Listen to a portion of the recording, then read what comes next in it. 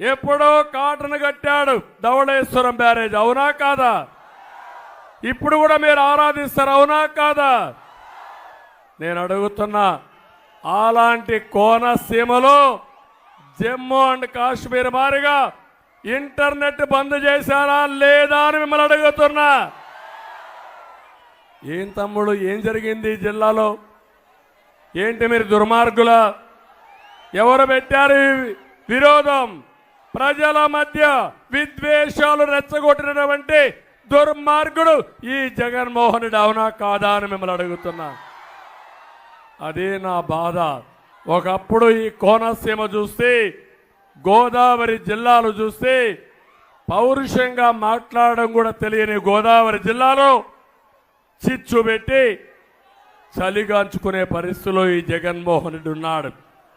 నేను అడుగుతున్నా, ఇక్కడ తమ్ముళ్ళో మీకు ఉద్యోగాలు వచ్చాయి?